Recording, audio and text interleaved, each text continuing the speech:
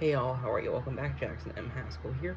So the quick announcement is that the video coming on July 28th is the video coming on July 28th. We're talking about TCW Season 6 overview. TCW is the Clone Wars, which is cool, and that will be the second to last season. It's called The Lost Tapes, I believe. And this video coming on the 27th, which we're filming right now, we're talking about Goosebumps Season 3. I'm pleased to announce that Season 4 of Goosebumps, which will be the last season, will be starting August 3rd, which is cool. And here we go. First episode, Season 3, we have Shocker on Shock Street, which is came out on September 6th, 1997. It's based on a Shocker on Shock Street, Goosebumps Book 35. It was directed by Randy Bradshaw and written by Dan Angel and Billy Brown. Dan Angel and Billy Brown have created the Goosebumps TV show. Erin Wright and her friend Marty are trapped in an amusement park based on a horror movie series. We have two guest stars in this. We have Brooke Nevins as Erin Wright and Eric Peterson as Mr. Wright. One thing, this one has a nice twist ending, in which it's revealed the kids are actually robots. Or at least one of the kids, if not both. So this was Erin Nevins' second role, where she played Erin. She was also in Juno Vision, where she played Little Miss Muffet. She was known for being in the show Animorphs, which is cool. And Rachel, she was also in Are You Afraid of the Dark as Donnie. And Tales of the Crypt Keeper as Jan.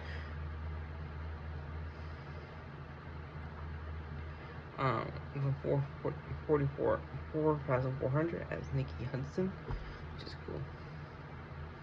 Just a lot of stuff.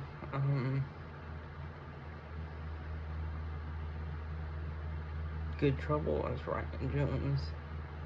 Yeah. I don't know if any movies I recognize from him, but Comeback Season, one of our own. I Always Know What You Did Last Summer, where she plays Amber Williams. And Amber's one of the main characters in it. Yeah. Then we have Eric Peterson. Like I said, he played Mr. Wright. Kitty Couldn't Miss, The Paint the Door, Sleeping Dog's Life, Magic Christmas, I already played Grandfather Turtle.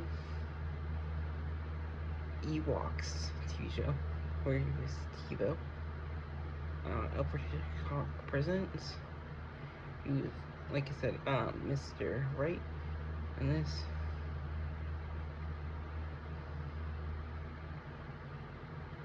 Yeah. Next up, we have My Best Friend is Invisible. Cool. Is Goosebumps Book 57. September 8th, 1997. It was directed by William Pruitt and written by Scott Peters. We mentioned William Pruitt. He did over 20 plus episodes of the show, directed. But yeah. Sammy Jacobs is a house that is supposedly haunted by the ghost of a lonely boy named Brent, who ends up following him and becomes an invisible friend, which is cool. Next up, we have the House of No Return. This is the first one where it's actually not from the main Goosebumps books. It's A House of No Return and Tales of Giving Goosebumps, which is like mini short stories. September 13th, 1997, it was directed by William Pruitt and written by Dan Angel. It shows his friends, Lori, Nathan, and Robbie convince New Town Chris Weekly to join their club Danger Inc. It catches that Christmas spent 1 hour in the old house, allegedly haunted by ghosts of a married couple who died in the house. However, soon the catches is on, and Lori and her friends went ahead inside to collect Chris. Tita Horry made a deal with the ghost of a married couple in exchange for freedom. Lori, Nathan, and Robbie would have spent eternity with a couple as a replacement for her own lost child.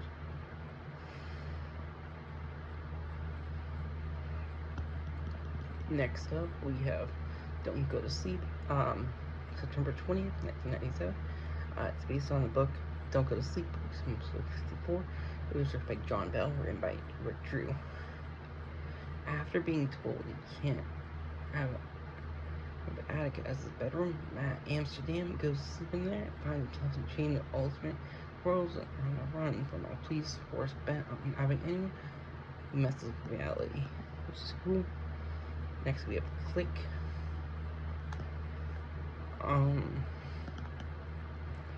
Also not based on the original Goosebumps book, it was based on Click from Tales that Give You Goosebumps, September 27, 1997. It was written by John Bell and directed by John Bell and written by Scott Peters.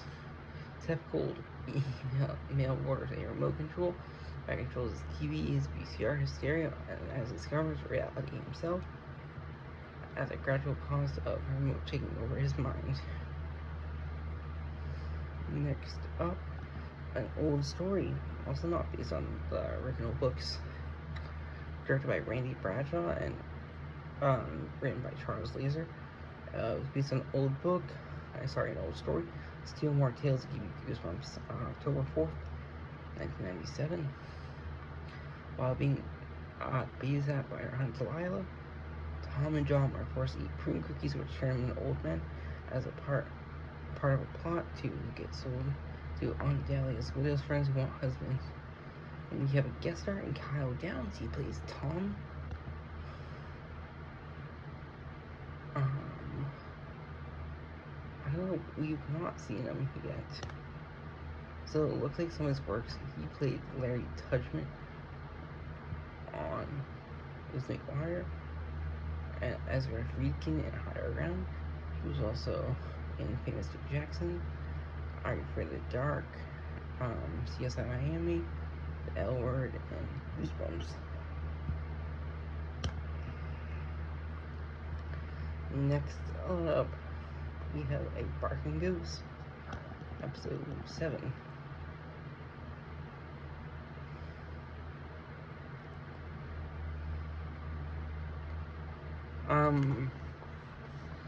Came out on October 11th, 1997. It was directed by William Pruitt, written by Charles Laser.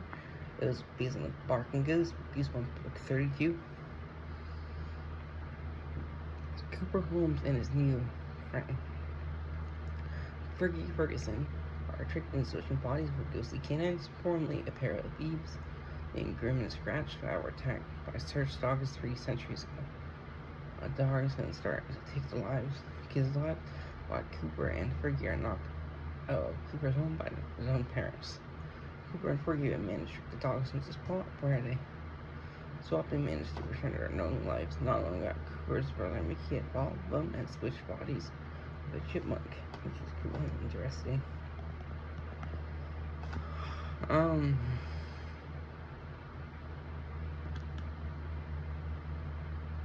Next up, we have a 2-part episode. We have One Day at Horrorland, which released the first part October 25th, 1997. The second part would have been November 1st, 1997.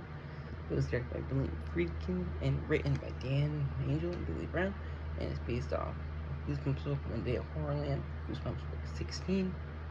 Part 1 is the Morris family gets trapped at a theme park called Horrorland, run by monsters called Horrors. And part 2 of the Morris family completes on a game show under the Horrors of Horrorland. And fun fact about this, unlike the original book in which the Morris family escapes, only find horror hanging on the interior bumper, they're offering free tickets to return to Horrorland. There is a twist ending which they do not escape, only find their car has been controlled by the horrors teeter on the edge of a literal cliff, and they can cut to a horror couple watching events on their TV set and switch it off. The second part is not based on the original book. I believe it's a sequel book later on. Next up, we have A Haunted House Game. November 8th, 1997. It was directed by William Friedkin, written by Scott Peters, and it's based on the Haunted House Game. And even more tales give you goosebumps. 2 friends play a haunted house game that comes to life and may cost them theirs. We have a guest star in Laura Vandervoort. She plays Nadine. I don't don't know if you've seen her, but I just want to check. She's a Canadian actress. Alley Cats Get Strike, and her was got the Vampire, which was the Disney original movie, prom queen, the Mark Hall story. Overworld. Goosebumps was her first episode. She would appear in another episode as Sheena Deep. Are You Afraid of the Dark also, where she plays Ashley Fox. UNX, where she played Tina.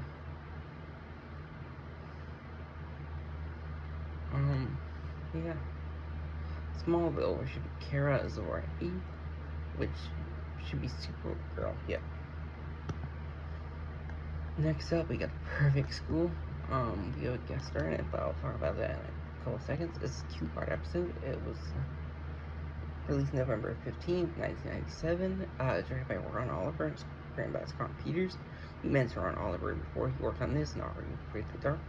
Perfect School is based on from the Perfect School story from Even More Tales to Give You Goosebumps, which is cool. And part 1 is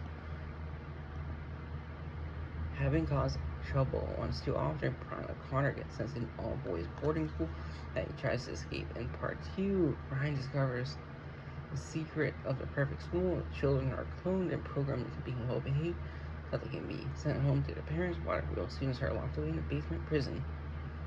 And also that his best friend is an agent for the faculty and tries to escape before his clone supplants him. Brian stages a breakout only to be caught by the clones. Brian returns to the family, but it seems that he is too perfect for him to pull a prank on them. It is revealed that Brian Man is posed as the clone who was mistaken for Brian. Locked in the basement, Brian hacks into the boarding school security and opens the door, freeing the students and exposing the school's secret. We have a guest star in Sean Roberts. I've never heard of him.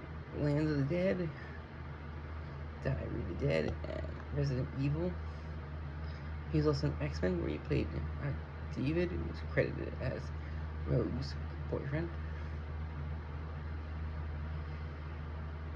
This was his first role. First role. And this was cool. Next up, we have Werewolf Skin. It's a 2-part episode. It's November 22nd, 1997.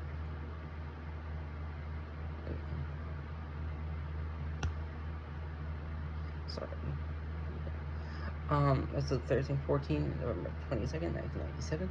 It was directed by Ron Oliver and written by Lee Brown and Danny Angel. It is based on Werewolf Skin, which is a Goosebumps book 60. Part 1. Visiting his aunt and uncle in Werewolf Creek, budding photographer Alex Blackwell discovers a secret about the werewolves that live in the woods. Part 2. Alex confronts his aunt and uncle about the werewolf skin that they use and turn himself into actual werewolves, which is cool. Next up, we have Awesome Ants, which is cool. Released February 7th, 1998. Directed by Don McCurchin and written by Neil Shusterman. We mentioned Neil, he was a writer and director previous season, and it's based on Awesome Ants, Even More Tales Give You Goosebumps. Still More Tales Give You Goosebumps. Dave buys an ant farm but feeds the ants incorrectly by turning them into bloodthirsty giants. We got 3 guest stars in this. We have Michael Jarmusch. I know, actually, so he's more famous for TV shows, for sure. He was in Are You Afraid of the Dark, where he played Jonah and Taylor Manaha. Cool. Yes.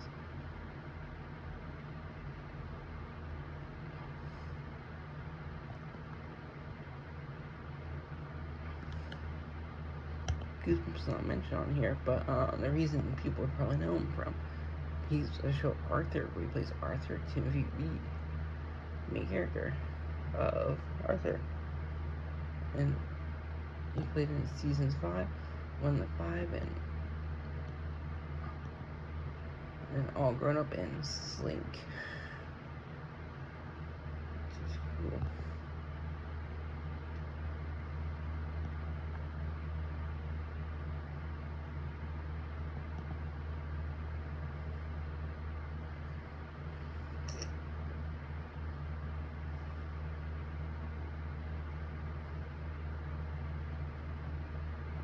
But and we also have Mofo Kohoa,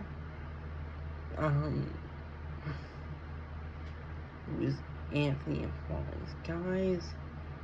He was also a Caesar and Metajets and BBC America Dick Gently's holistic detective agency, which is cool. Goosebumps was his first role, one of his first roles in 1998, which is cool.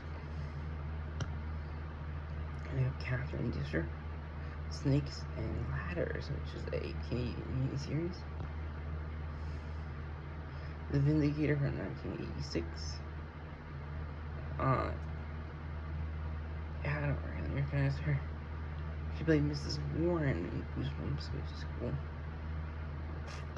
Well, next up we got Bride of the Living Dummy. Which is cool. February 14th, 1998. It was directed by Randy Bradshaw and written by Ron Oliver, and it's based off Bride of the Living Dummy, which is Goosebumps Series 2000, Book 2. Slappy is brought back to life and how plans to marry his 8 little girl's father proves to be just as he was. Slappy, and then Slappy and Mary Ellen were destroyed by a razor blade, and the souls merged from the dummies as a result. Slappy says,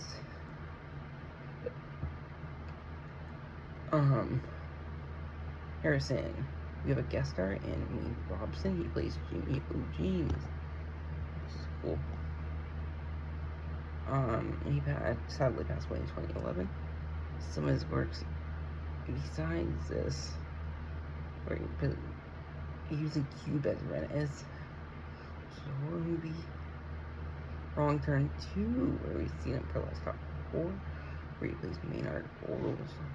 But that's just cool. I don't really recognize anything else.